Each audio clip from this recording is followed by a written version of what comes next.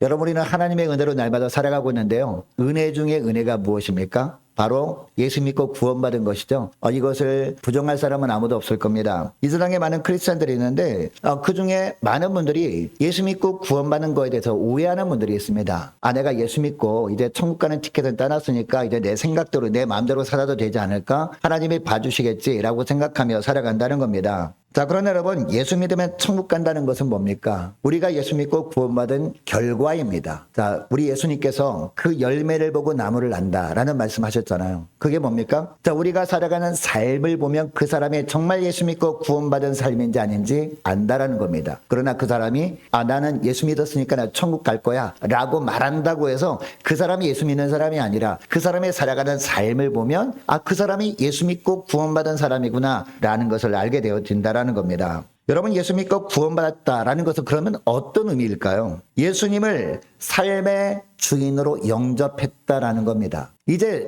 주권자가 완전히 바뀐 거죠. 그동안은 내 생각대로 내 뜻대로 살아왔잖아요. 내가 좋아하는 것을 하면서 살아왔잖아요. 그런데 이제는 예수 믿고 구원받은 자로서의 삶은 어떤 삶이에요? 이제는 내 뜻대로 살아가는 것이 아니라 하나님의 뜻대로 살아가는 겁니다. 믿으십니까? 내가 좋아하는 것을 하는 것이 아니라 주님이 기뻐하시고 좋아하는 것을 행하며 살아가는 사람들이 바로 예수 믿고 구원받은 사람들인 줄 믿으시기 바랍니다. 자, 그동안은 내 인생 방향을 내가 결정하고 내가 이끌어 왔지만 이제는 주님께 맡기는 겁니다. 내 인생의 핸들을 그래서 주님께서 결정하시고 주님께서 이끄신 대로 살아가는 삶이 바로 예수 믿고 구원받은 자라는 겁니다. 이런 사람들이 예수 믿는 겁니다. 이런 사람들이 하나님께서 예비해 놓으신 천국에 들어가는 줄 믿으시기 바랍니다. 여러분, 베드로전서 2장 9절 말씀에 보면 우리가 잘 아는 말씀이 나오잖아요. 그러나 너희는 택하신 족속이요 라고 하고 있습니다. 누가 택한 족속이다? 하나님의 우리를 선택한 족속이다 라는 거죠.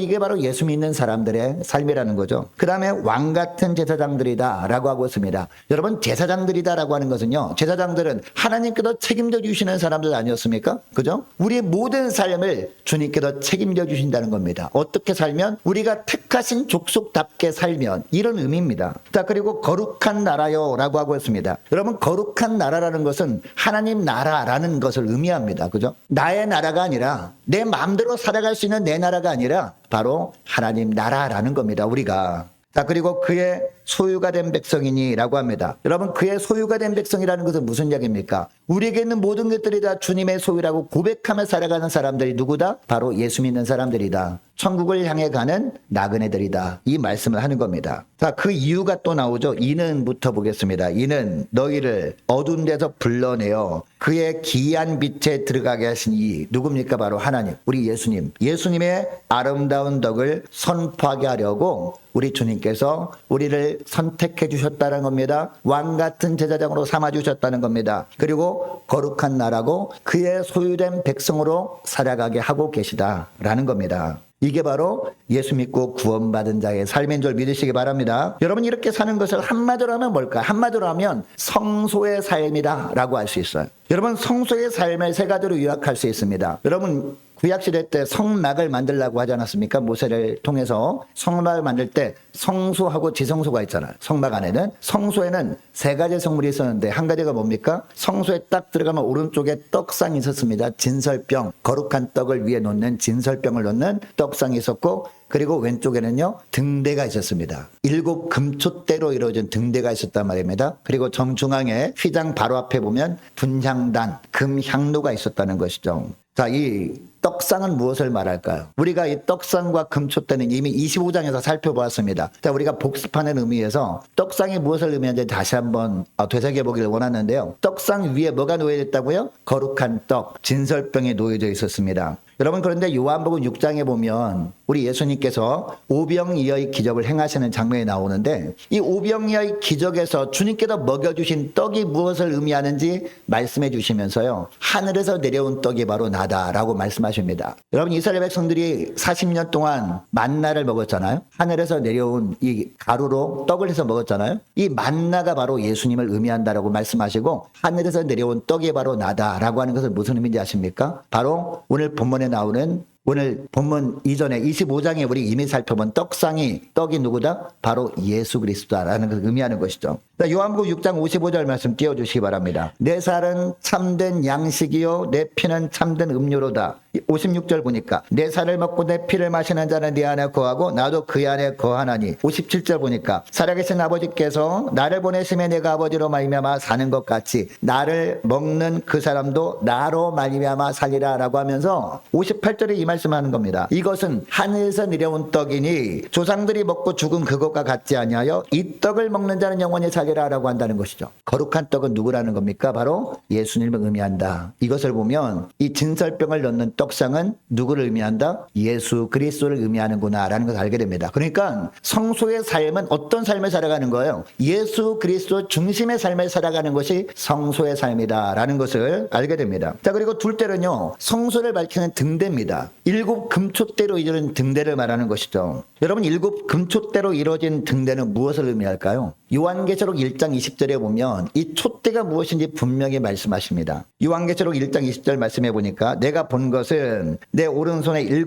별의 비밀과 또 7 금촛대라. 7 별은 7 교회 사자요. 그 다음에 뭐라고 하고 있습니까? 7 촛대는 7 교회라 라고 말씀하고 있습니다. 여러분, 이 구절에 의하면 촛대는 무엇을 의미한다고요? 교회를 의미한다라는 것을 알게 됩니다. 그러니까 오늘날 예수 믿는 사람들의 공동체가 바로 교회 아닙니까? 이 촛대는 이 교회를 의미한다는 겁니다. 자, 그리고 이 촛대는 무엇을 또 의미할까요? 우리는 성령에 구하시는 존들이잖아요. 예수 믿는 사람들은. 예수 믿는 순간에 성령께서 내주하십니다. 성령께서 함께 하십니다. 그러니까 우리가 성령에 구하는 존이기 때문에 이 촛대는 또 누구를 의미한다? 바로 저와 여러분, 예수 믿는 사람들을 의미한다라는 것을 알게 됩니다. 여러분, 이 등대에서 불이 계속해서 밝혀져야 되잖아요. 그래서 이 성수를 환하게 밝혀야 됐습니다. 자, 그러니까 우리 교회뿐만 아니라 우리 예수 믿는 사람들이 예배를 통해서 은혜 받잖아요. 말씀을 듣고 은혜 받잖아요. 그러면 은혜를 나만 그냥 간직하고 있으면 안 된다는 겁니다. 은혜를 어떻게 해야 돼요? 세상을 향해서 은혜의 빛을 발해야 된다. 이것이 바로 성소의 삶이다. 이 말씀을 하는 겁니다. 자, 그리고 세 번째는 무엇을 말합니까? 바로 분향단을 말씀하고 있는데요. 향을 피워서 하나님께 올려드리는 분향단입니다. 자, 이것은 무엇을 의미하느냐? 기도 중심의 삶을 살아야 된다는 겁니다. 여러분, 제사장이 그 당시에 성소에 들어가면요, 정중앙에 분향단이 놓여져 있었습니다. 그리고 좌측편에 등대, 그리고 우측편에는 떡상이 놓여져 있었다는 것이죠. 자, 오늘 본문은 분향단을 만드는 방법과 그 사용법에 대한 말씀인데, 자, 1절 말씀 보시기 바랍니다. 자, 분향단을 어떻게 만들라라고 하고 있습니까? 1절 보니까 조각목으로 기본 틀을 만들라라고 하고 있습니다. 그리고 무엇으로 싸서? 금으로 싸라. 금으로 싸서 향단을 만들라라고 하습니다. 분향단에 있는 모든 부분을 전부 다 금으로 쌓아야 됐다는 겁니다.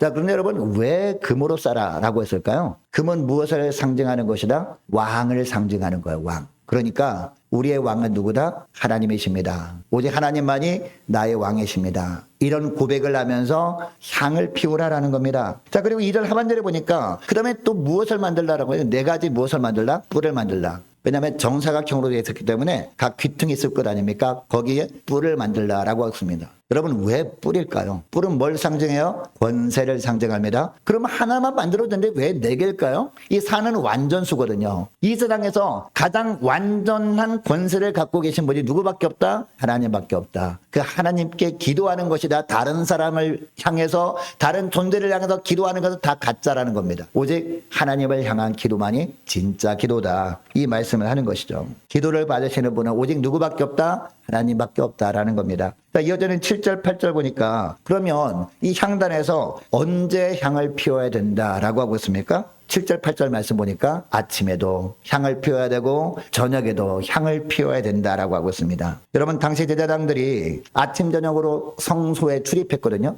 이제 순번을 따라가지고 차례가 오면은 성소에 가서 해야 되는 일이 있었습니다. 그 일이 무엇이냐? 우선 등잔대를 청소하는 거예요. 왜요? 등잔대가 계속해서 불을 밝히는 그런 존재가 되어야 되기 때문에, 그래서 불이 꺼지지 않도록 이 등대 밑에 있는 재들을 정리해서 치우고, 그리고 새롭게 이렇게 기름을 부어놓고 하는 그런 일을 했다는 것이죠. 이때 함께 해야 되는 일이 뭐다? 바로 이 분향단에 향을 피우는 일이었습니다. 이 일을 하루에 2차례씩, 그것도 날마다 아침 저녁으로 해야 했다라는 겁니다. 자, 그리고 구절에 보니까요. 향단 위에 무엇을 사르지 말라? 다른 향을 사르지 말라. 다른 향을 사용하지 말라라고 하고 있습니다. 하나님이 말씀하신 향료 제조법이 있는데 이 제조법에 따라 만들어진 향로만 사용하라라고 하고 있습니다. 여러분 여기서 말하는 다른 향은 뭘까요? 이방신에게 피워졌던 향을 말합니다. 그러니까 이 하나님이 말씀하신 향로가 준비되어 있지 않다고 급하다고 해가지고 다른 향로를 사용하면 안 된다. 그런 것은 하나님이 받지 않으신다라는 겁니다. 만일 그런 향을 피우면 그 향은 헛것이다 라고 말씀하고 있습니다. 자, 그리고 9절 하반절 말씀 보시기 바랍니다. 향단에서는 무엇을 드리지 말라? 번제도 드리지 말고 소제도 드리지 말라라고 합니다. 여러분 번제는 뭡니까? 태워서 드리는 겁니다. 나의 모든 삶을 주님께 드립니다 라고 하는 것이 번제거든요. 그리고 소제도 하나님께 드리는 거니까 하나님이 기뻐하시는 것 아니겠습니까? 그런데 번제와 소제를 이 향단에서는 피우지 말라라는 겁니다. 하지 말라. 장소가 따로 있다라는 겁니다. 번제 드리는 장소. 자, 번제와 소제를 하나님이 기뻐하시기는 하지만 하나님이 원하시는 장소, 즉 성소 밖의 뜰에서 드려야 한다라는 거죠. 그러니까 향단은 하나님께 향을 피워 올리는 곳이지 번제나 소제가 드리는 그런 장소가 아니다라는 겁니다. 그리고 향단은 또 전제에 술도 붓지 말라라고 하거든요.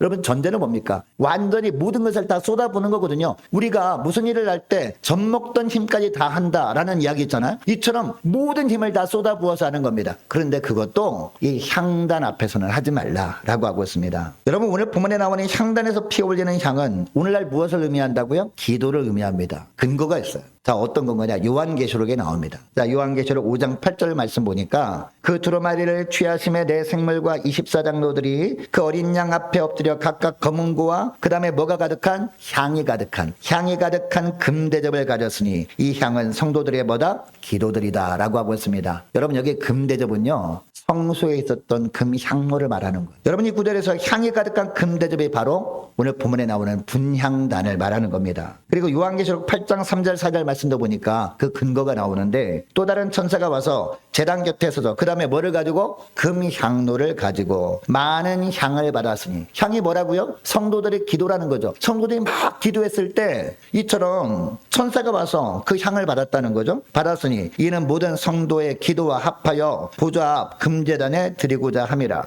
향연이 성도의 기도와 함께 천사의 손으로부터 하나님 앞으로 올라가는지라 라고 하고 있습니다. 여러분이 두 구절을 보면 오늘 본문에 나오는 분향단에서 하나님 보좌 앞에 올려드리는 이 향은 무엇을 뜻한다라는 것을 알게 됩니까? 바로 기도라는 겁니다. 여러분 분향단에 향을 하루도 그르지 않고 아침 저녁으로 드려야 된다라고 했잖아요. 향을 피워서 하나님께 올려드려야 된다라고 했는데 이것은 오늘날 무엇을 말합니까? 아침 저녁으로 기도가 끊어지면 안 된다라는 겁니다. 여러분 아침에 우리가 하루를 시작할 때 주님께 맡기는 기도를 하죠. 바쁘다고 기도를 그냥 건너뛰면 안 된다는 겁니다. 하나님 오늘 하루도 시작합니다. 주님께 온전히 맡겨드립니다. 이 기도를 하는 거죠. 그리고 저녁에도 기도를 끊어지면 안 된다라는 겁니다. 저녁에 잠자리 들 때 이전에 어떤 기도를 합니까? 하루를 돌아가면서 기도하죠. 하나님 아침에 제가 하나님 앞에 결단했던 것들 돌아봤을 때 지키지 못한 부분들 너무나 많지 않습니까? 그런 부분들을 회개하는 기도를 하는 거죠. 그리고 오늘 밤에도 주님께서 지켜주셔야 단잠을 잘 수 있습니다. 주님께서 지켜주셔야 평안하게 안전하게 밤을 지날 수 있사오니 주님 도와달라고 이렇게 기도를 하는 겁니다. 아침 저녁으로 이런 기도를 하라라는 겁니다. 자, 그리고 향을 피울 때 다른 향을 사르지 말라라고 했잖아요. 다른 향을 사르지 말라. 이거는 뭐냐? 우리가 날마다 기도할 때 어떤 기도를 해야 된다는 겁니까? 하나님이 원하시는 기도를 해야 된다라는 겁니다. 여러분 하나님이 어떤 기도를 원하셔요 우리에게? 우리 예수님이 친히 가르쳐 주셨잖아요. 그게 뭐예요? 주 기도문입니다. 주 기도문. 여러분 여기서 가장 핵심적인 기도 제목이 뭐예요? 하나님 나라가 하나님의 뜻이 하늘에서 이루어진 것처럼 이 땅에서도 이루어지이다. 이렇게 기도하라는 겁니다. 여러분 하나님의 뜻이 뭡니까? 하나님의 나라 아닙니까? 하나님의 통치하는 것 아닙니까? 그죠? 하나님의 나라가 하늘에서 이루어졌잖아요. 그죠? 우리가 장착을 하나님 나라를 완성된 하나님의 나라입니다. 근데 이 땅에서도 이루어지이다라는 것은 무슨 얘기예요? 하나님의 통치가 저희 삶에도 이루어지길 원합니다. 하나님의 통치가 저희들이 가정에도 이루어지길 원하고 우리 교회도 이루어지길 원하고 하나님의 통치가 이 땅에서도 이루어지길 원합니다. 이렇게 기도하라는 겁니다.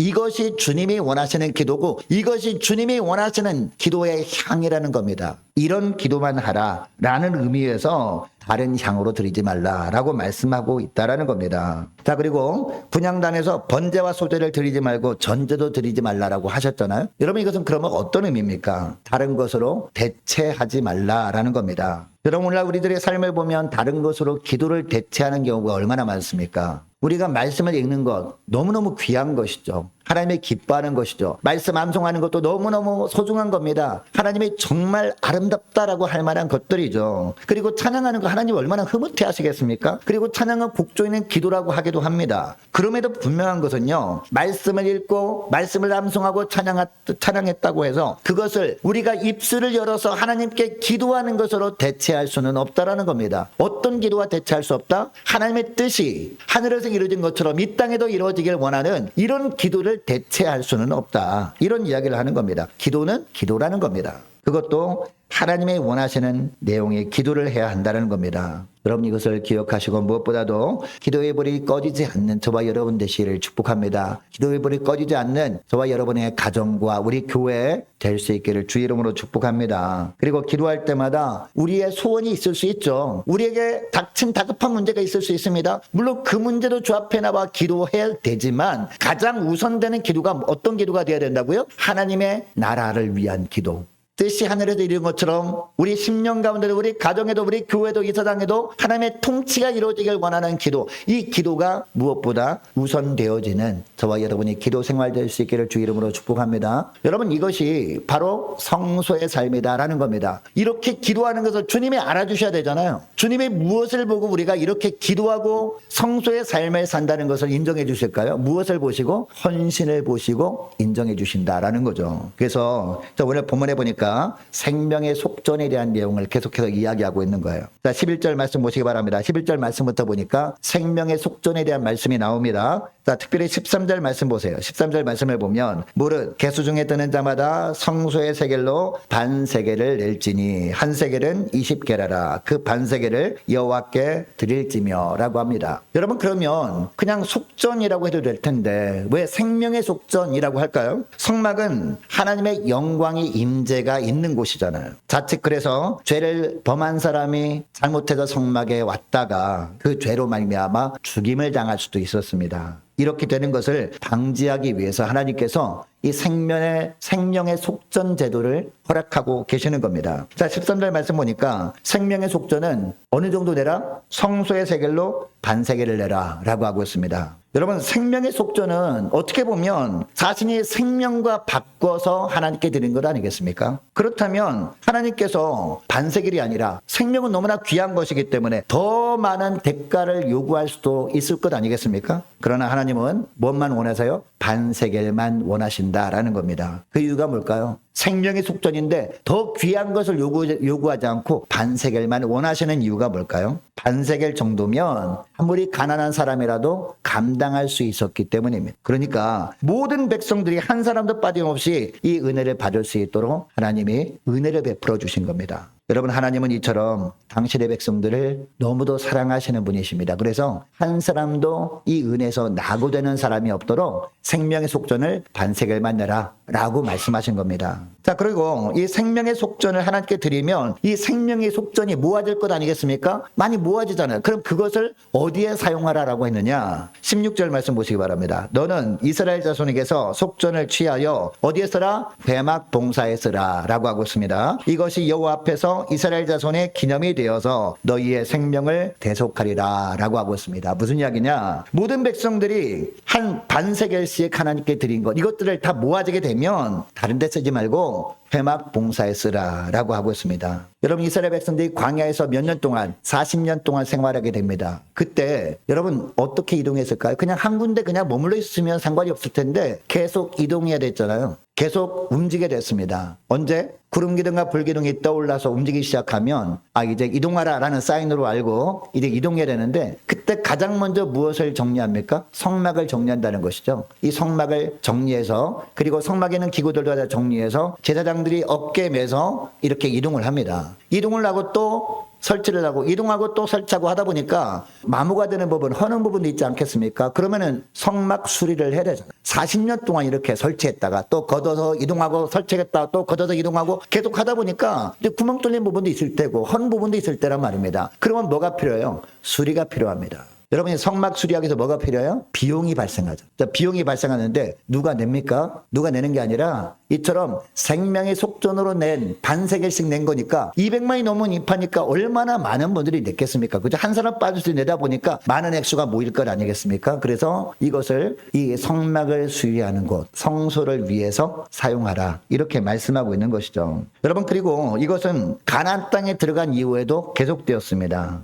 여러분, 가나안 땅에서 또 이렇게 수백 년 동안 살게 되잖아요. 그러다 보니까 성전을 지었다고 해도 사람들이 자꾸 왔다 갔다 하고, 그죠? 그리고 제사장들이 계속 왔다 갔다 하면서 일을 하고 하다 보니까 성전도 나중에는 수리하는 일이 발생하잖아요. 그래서 성전 수리하는 일에 필요해서 하나님이 생명의 속전을 드리라 라고 말씀하고 있습니다. 어떻게 보면 하나님의 성전을 위해서 봉사하는데 한 사람도 낙오되는 사람이 없도록 하신 겁니다. 여러분, 그러면 이 생명의 속전, 오늘날은 무엇을 의미하는가? 이게 중요한 것 아니겠습니까? 1차적인 의미는요, 반세계를 드리라라고 하는 것. 1차적인 의미는 무엇을 드리라? 헌금을 드리라라는 거죠. 하나님 앞에 빈손으로 나오지 않도록 하시는 겁니다. 특별히 생명의 속전이라고 하는 것을 보면 헌금을 드릴 때도 그냥 형식적으로 드리는 것 원하지 않는다라는 것을 알게 되죠. 형식적으로 드리지 말고, 그리고 인색함으로 드리지 말고 힘을 다하여 드리는 것이 바로 옳은 헌금 생활이다. 이것을 의미하기 위해서 뭐라고 합니까? 그냥 속전이라고 하지 않고 생명의 속전이다라고 말씀하는 겁니다. 그리고 생명의 속전이 2차적인 의미가 있습니다. 교회에서 드리는 헌신을 의미하는 거죠. 여러분, 헌금하는 것도 헌신의 일종이죠. 그리고 육신적으로 헌신하는 것도 한 사람도 빠지면 안 된다라는 겁니다. 교회는 모든 성도들이 한 사람도 빠짐없이 이처럼 헌신에 동참해야 되는 겁니다. 그래서 우리가 오후 예배 시간마다 에베소서 말씀을 살펴보고 있습니다만은 이 성전이 되어 갈 때 여러분 벽돌들 있지 않습니까? 그래서 모든 사람들이 이어서 성전이 되어가고 이런 말씀이 합니다. 여러분, 그러니까 우리 교회에서 여러분, 내가 볼 때는 헌신할 것이 없어 보이죠? 그러나 기도하면 보입니다. 여러분, 기도하면 작은 것이라도 내가 필요한 일이 반드시 있다라는 겁니다. 그래서 우리 교회 공동체를 허락하신 줄 믿습니다. 여러분, 기도할 때마다 주님께서 떠올려 주시는 것들, 그것들이 있을 때 기쁨으로 헌신하되 한 사람도 이 헌신한 일에서 낙오하는 심령이 없기를 주의 이름으로 축복합니다. 이처럼 모든 분들이 물질로도 헌신하고 또 힘으로도 헌신할 때 교회가 비로소 생명력 있는 교회가 되어지는 겁니다. 그리고 이런 교회를 통해서 우리는 날마다 영적인 생명을 우리가 먹고 살게 되는 것이죠. 여러분, 하나님께서 우리에게 온전한 생명의 속전을 요구한다면 여러분, 살아남을 사람이 있을까요? 온전한 생명의 속전을 요구해요. 생명을 달라고 하는데 살아남을 사람이 없겠죠. 왜? 죄를 범한 자는 죽게 되기 때문에. 그런데 우리 예수님께서 우리를 대신해서 십자가에 달려주셨잖아요. 우리가 달려야 되는데 주님께서 생명의 속전을 온전하게 다 드려주셨어요. 그럼 우리에게 원하시는 게 뭔가라는 겁니다. 이제 하나님의 우리에게도 하나님의 생명의 속전으로 요구하시는 것은요, 보잘것없는 거예요. 우리가 볼 때. 저 우리가 본문에 보니까 반세겔만 드리면 된다라고 하잖아요. 모든 사람이 다 동참하기 위해서. 대단한 것이 아니라는 겁니다. 여러분, 여기에 반세겔 분량이라고 하는 것은 우리가 가지고 있는 것들을 의미하는 거거든요. 이것도 감당하지 않으려고 하는 사람은 여러분 어떤 사람이라고 할 수 있습니까? 하나님의 은혜를 거부하는 사람이죠. 이것도 감당하기 힘들어가지고 여기에 동참하지 않으려는 것은 사실 예수님을 영접한 사람이라고 볼 수 없는 것 아니겠습니까? 그 사람의 행동을 보면 그 사람이 예수 믿는 사람인지 아닌지 알게 되는데 그 사람의 행동이 그런 거다. 주님께서 생명의 속전을 반세겔만 달라고 하는데 그것도 거부한다? 그러면 그 사람이 예수 믿는 사람이 아니라고 볼 수 있는 거죠. 그 사람의 행동을 보면. 그 사람이 맺는 생활의 열매를 보면 나무를 알듯이 예수님 말씀처럼, 아니면 아직 주님을 만나지 못한 사람인 겁니다. 정말 하나님의 자녀라면 어느 누구라도 아무리 연약한 사람도 이 헌신에 예외가 될 수는 없다라는 의미에서 이 생명의 속전을 우리에게 말씀하고 있는 줄 믿습니다. 여러분, 이것을 보여주시기 위해서 하나님은 모든 사람들이 감당할 수 있을 정도로 반세겔만 주님께서 요구하시는 겁니다. 여러분, 이것을 기억하시고 구원받은 자로서 이제는 성소의 삶을 살아가는 저와 여러분 되시를 축복합니다. 우리가 특별히 아침 저녁으로 기도의 삶을 늘 이어감으로 말미암아 하나님께 영광 돌리는 저와 여러분 되시기를 바라고요. 성수의 삶의 열매가 헌신이라고 했습니다. 이것을 기억하고 교회를 위해서 헌신하는데 게으르지 않는 저와 여러분 되시기를 축복합니다. 그리고 하나님께서는 우리가 감당할 수 있는 분량만큼만 요구하신다는 기억하시고 맡은 일에 충성을 다함으로 말미암아 충성하는 자에게 주님께서 베푸시는 하늘의 복 그리고 이 땅의 기름진 복을 날마다 풍성히 누리며 하나님께 영광 돌리는 저와 여러분 되시기를 축복합니다. 자, 기도하겠습니다. 하나님 아버지 감사합니다. 예수 믿고 구원받았다는 것은 단순히 천국 행표를 따놓았다는 의미가 아니라 이제는 하나님의 택하신 족속으로 사는 것이고 왕 같은 제사장으로 살게 되었다는 것이고 나의 나라가 아니라 거룩한 나라 즉 하나님 나라만을 온전히 소망하며 사는 것이고 하나님의 소유된 백성으로 살아가는 것임을 깨닫게 하심을 감사드립니다. 이것을 기억하고 이제는 무엇보다 예수 그리스도의 중심의 삶을 살면서 말씀을 통한 은혜의 빛을 세상에 비추며 살아갈 수 있도록 저희들에게 은총 내려주시고 또한 아침 저녁으로 하나님 나라가 하늘에서 이루어진 것처럼 이 땅에서도 이루어지길 원하는 하나님의 뜻을 구하는 기도를 끊어지지 않게 하는 저희를 되게 하여 주옵소서. 이런 삶을 살 때 주님께서 베푸시는 하늘의 신령한 복을 풍성히 누리며 이 땅에서도 주님께서 보호하시고 승리케 하시는 축복을 누리며 하나님께 영광 돌리는 저희를 다 될 수 있도록 주님 은총 내려 주옵소서. 감사드리오며 우리 주 예수 그리스도의 이름으로 기도드리옵나이다. 아멘.